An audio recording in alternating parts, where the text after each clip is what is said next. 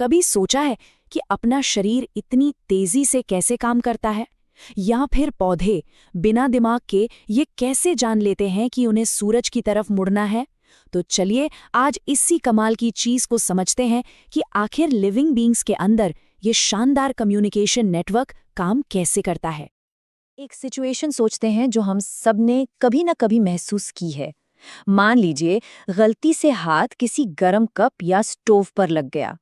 उस एक पल में जब खतरा इतना करीब हो तो हर एक मिलीसेकंड कीमती हो जाता है ना?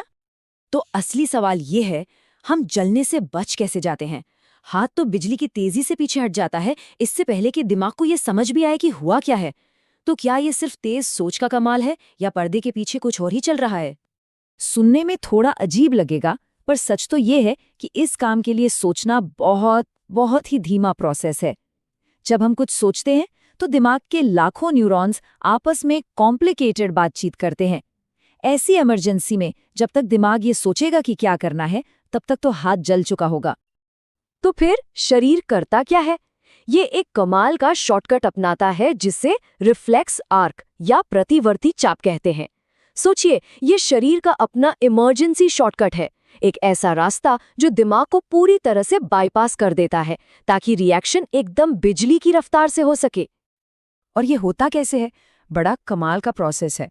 जैसे ही स्किन को गर्मी महसूस होती है, एक सिग्नल सीधा स्पाइनल कॉर्ड यानी रीढ़ की हड्डी तक जाता है। और स्पाइनल कॉर्ड इंतजार नहीं करती, वो फौरन मांसपेशियों को हाथ हटाने का ऑर्डर दे देती है। ये सब इतनी तेजी से होता है कि दिमाग को दर्द का पता चलने से पहले ही हाथ सेफ हो जाता है। ये जो रिफ्लेक्स आर्क है, ये तो बस एक छोटा सा हिस्सा है एक बहुत बड़े और कॉम्प्लेक्स नेटवर्क का, जिसे हम नर्वस सिस्टम कहते हैं। तो चलिए अब जरा इस इलेक्ट्रिकल ग्रिड के अंदर झांक कर देखते हैं कि ये काम कैसे करता है।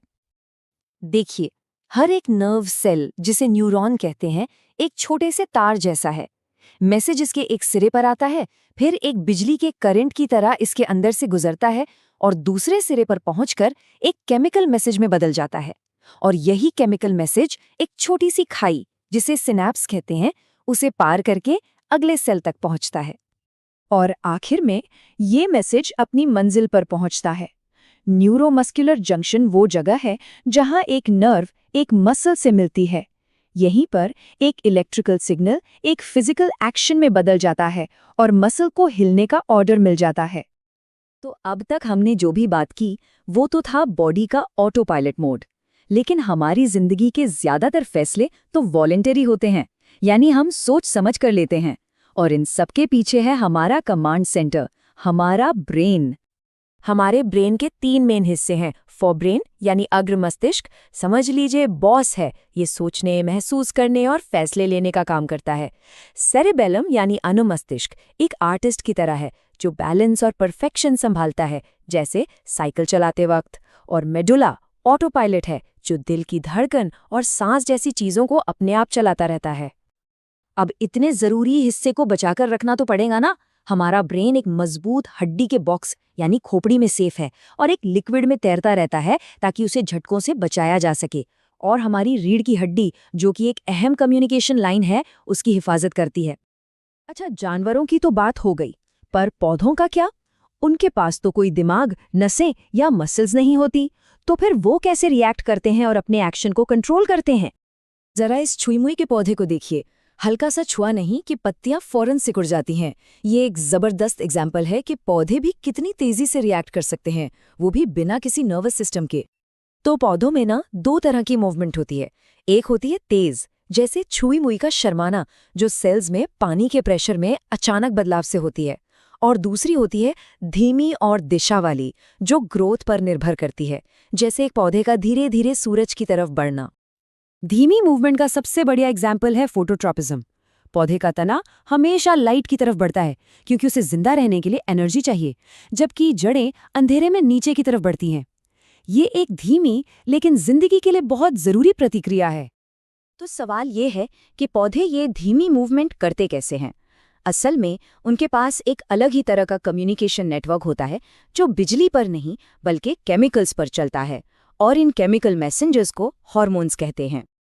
फोटोट्रॉपिज्म के पीछे का राज है एक हार्मोन जिसका नाम है ऑक्सिन।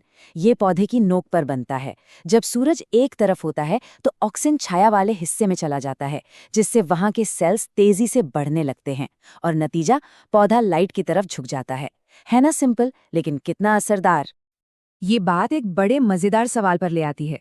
अगर पौधे कंट्रोल के लिए केमिकल्स का इस्तेमाल करते हैं, तो क्या जानवर भी अपने बिजली की रफ्तार वाले नर्वस सिस्टम के अलावा केमिकल मैसेज का इस्तेमाल करते हैं? और इसका जवाब है हाँ, बिल्कुल। जानवरों में भी एक केमिकल मैसेजिंग सिस्टम होता है जिसे एंडोक्राइन सिस्टम कहते हैं। ये उनके नर्वस सिस्टम के साथ मिलकर काम करता है और पूरे शरीर में मैसेज भेजता है। इसे समझने के लिए सबसे अच्छा एग्जाम्पल है एड्रेनलिन। जब कोई जानवर, मान लीजिए एक हिरन, किसी खतरे को महसूस करता है तो उसकी बॉडी में एड्रेनलिन की बाढ़ आ जाती है। उसका दिल तेजी से धड़कने लगता है, सांसें तेज हो जाती हैं और खून मसल्स की तरफ दौड़ने लगता है। मतलब बॉडी को फौरन एक्शन के लिए तैयार किया जाता है। और सबसे कमाल की बात पता है क्या है? ये केमिकल रिएक्शन शरीर को एक साथ 2 ऑप्शंस के लिए तैयार करता है, या तो लड़ने के लिए या फिर भागने के लिए। एक ही हार्मोन और बॉडी किसी भी सिचुएशन का सामना करने के लिए एकदम तैयार। तो आखिर में सवाल ये उठता है कि जिंदा रहने के लिए कौन सा सिस्टम बेहतर है, बिजली की रफ्तार वाला नर्वस सिस्टम या पूरे शरीर में फैलने वाला केमिकल सिस्टम? सच तो ये है कि कोई एक बेहतर नहीं है। असल में ये दोनों एक ऑर्केस्ट्रा की तरह एक साथ मिलकर काम करते हैं, जो जिंदगी के इस कॉम्प्लेक्स संगीत को बजाता है। और यही तो है प्रकृति का असली जादू।